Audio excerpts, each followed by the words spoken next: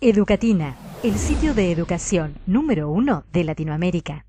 Hola a todos, en el presente video vamos a comenzar a estudiar la vida de Montesquieu, uno de los pensadores de lo que sería la filosofía política moderna más interesantes. Montesquieu, les cuento que nace precisamente en el año 1689 en París y muere en el año 1755. Ahora bien, la coyuntura histórica dentro de la cual se va a encuadrar Montesquieu es el siglo XVII, XVIII aproximadamente. Y claro, la línea que sigue este pensador es la de aquellos filósofos liberales ilustrados. Liberalismo, entonces, ilustrado. Pero, ¿qué tenemos para contarles de Montesquieu, de aquella etapa en la cual se encuentra? Bueno, hablemos del siglo XVIII, tal como vimos en los videos nuestros de historia. El siglo XVIII es un siglo en donde se vive un clima institucionalista, es decir, hay un fuerte credo en la organización de un Estado a partir de una constitución. Constitución, entonces, como forma de organización de un Estado. Es un periodo constitucionalista.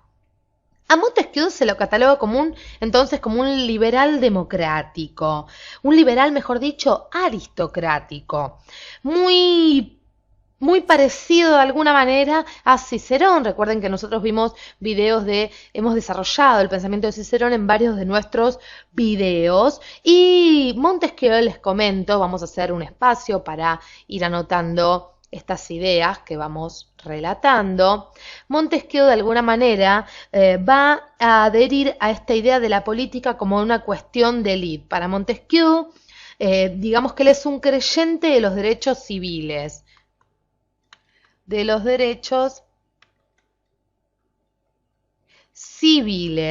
es decir, de la universalización de los derechos civiles, lo que hace que sea un liberal en esta creencia en los derechos, en el individuo y en el límite que debe encontrarse en el Estado, en el límite al Estado. Su bibliografía tiene una influencia muy fuerte de lo que es el culto antiguo romano, es decir, vamos a ver una influencia de Plutarco en su pensamiento, así como también de Tito Livio. Y por supuesto del gran Cicerón, Marco Tulio Cicerón. Su carrera jurídica también fue muy notable, se dedicó sobre todo a la filosofía política y a la ciencia, pero se tuvo que contentar más que nada con la filosofía política, se ha destacado en esta área. Sus obras más importantes serán, vamos a hacer un espacio, vamos a ponerlas aquí, las cartas persas,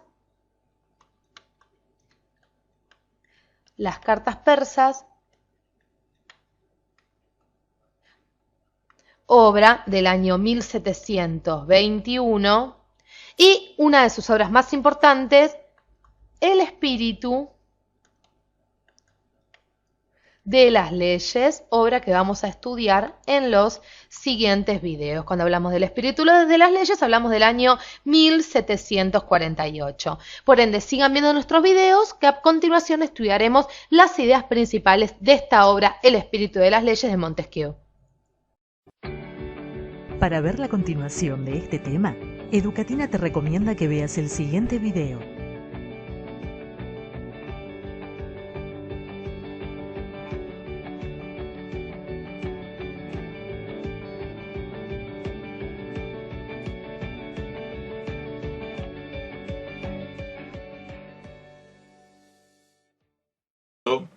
Nació en Ginebra, Suiza, en 1712. A los 16 años, tornó su propia vida a la independencia. Partió para París como profesor de música. Colaboró con Diderot y d'Alembert para una famosa enciclopedia.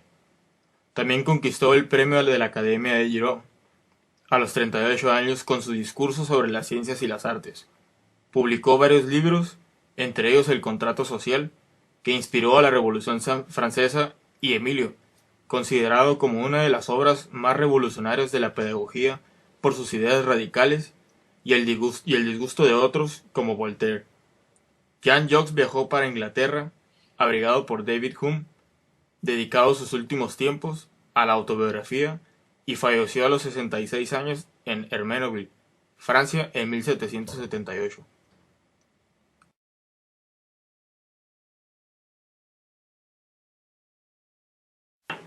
A ti me dirijo, mi amorosa y prudente que supiste apartarte del camino. Así es uno de los prefacios del libro, Emilio O de la Educación, inspirador de Pestalozzi y la Escuela Nueva escrito por su forma de romance. Emilio consiste en un tratado pedagógico que une política, educación y ética, orientado en una de las etapas sobre cómo educar naturalmente a los niños. Emilio es educado en un ambiente con la naturaleza protegido de las reglas sociales. De un lado la educación constructivista y de otro lado imaginaria iluminista.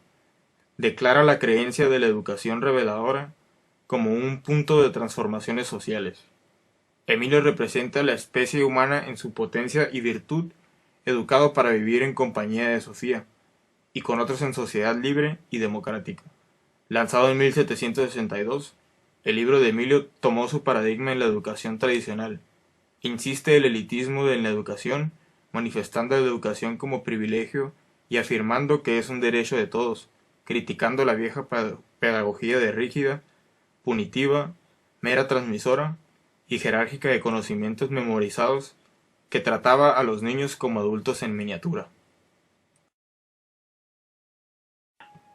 Con su visión naturalista del mundo, fue el descubridor de la infancia, fue el primero en entender que la infancia como una forma particular del ser humano es diferente de la edad adulta. El aprendizaje es conducido a los intereses del aprendiz en una educación progresiva, de juego e interactiva. Por un lado identificaba las especificaciones de la edad infantil y por otro proyectaba el hombre del mañana, delimitando claramente la frontera del hombre de la naturaleza, el cual es libre, espontáneo y natural, y al hombre civil enmascarado y degenerado por la disciplina de la sociedad. De ahí la necesidad de investigar profundamente de ese hombre, de la naturaleza o natural, buscando de niño en niño con sus maneras propias de observar y distinguir sin perturbar su orden, ni tampoco sustituir la naturaleza, todo para fundamentar un fuerte lazo en la virtud original. Según Carlota Boto, autora del libro La Escuela del Hombre Nuevo, Rousseau preconiza primero el corazón humano. Para Carlota, Emilio es una obra que habla sobre el afecto, ideando al niño a la emoción, difundiendo el sentimiento con pensamiento. Eso conduciría el amor por el conocimiento. Rousseau explica, no se trata nada más de enseñarle ciencias, marchitando su gusto para amarlas con esos métodos para aprenderlas, cuando ese gusto debe ser suficiente para aprenderlas. Ese, con certeza, es un principio fundamental de toda la educación. Las primeras frases del libro Emilio se ven las grandes primicias que inspiraron a Rousseau. El hombre es el autor de las cosas, las degenera o corrompe. Para Rousseau, el hombre nace bueno, mas la sociedad, la vida cosmopolita y las instituciones sociales, la civilización en sí, lo corrompe, metiendo, alterando, mutilando, tomando como lo artificial lo natural y sofocando la bondad del hombre y manipulando su mente.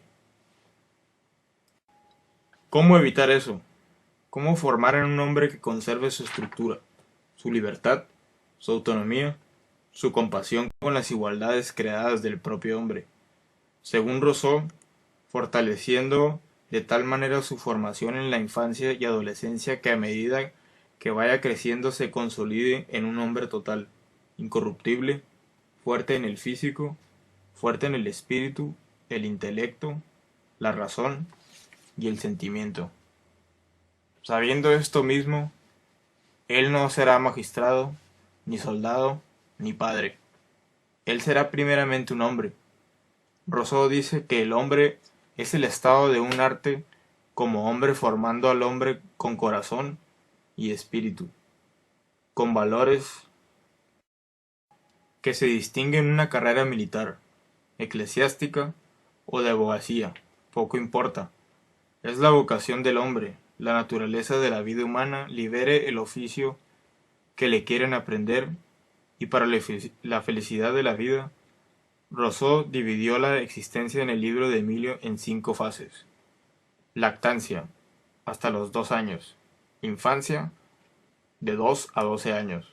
Adolescencia, de 12 a 15 años. Juventud, de 15 a 20 años.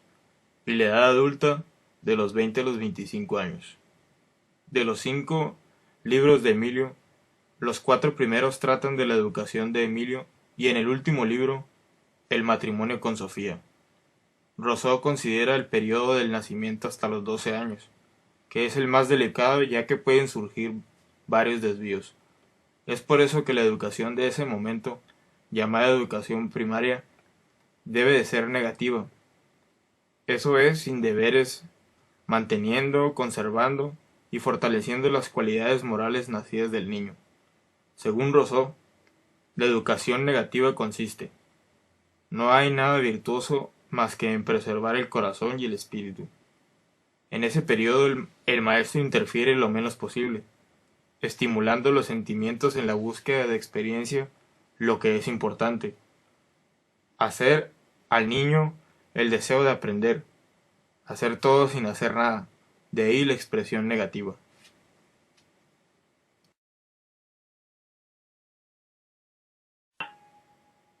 Para Rousseau, no se le debe de enseñar al niño ideas abstractas y complejas antes del desenvolvimiento de la razón, porque en la infancia, según él, la razón duerme.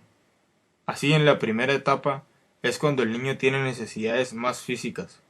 Debe de ser cuidado para perfeccionar sus sentidos. En la primera fase, el niño debe de ver, tocar, oír, sentir, probar y desarrollar los sentidos según Rousseau. En la etapa de la infancia, el niño debe de aprender, debe de igualar por ellos mismos, es por así decirlo, a sentir. Para Rousseau, aprendes en la vida de 3 elementos: con la naturaleza, con las cosas y con las personas. Solo el inicio de la adolescencia es cuando entra la razón y empieza a surgir. Es cuando se aprecia menos la naturaleza y las cosas. Empieza a tomar más importancia a las operaciones más abstractas y así empieza a completarse como adulto con total utopía. Así se culpe y se ejercita a sí mismo al mismo tiempo. Cuanto más fuerte y robusto, más se torna sensato y ambicioso. Quiere algún día compartir su vida con una mujer, convertirse en un gran hombre y convertirse en un gran sabio y en un vigoroso atleta.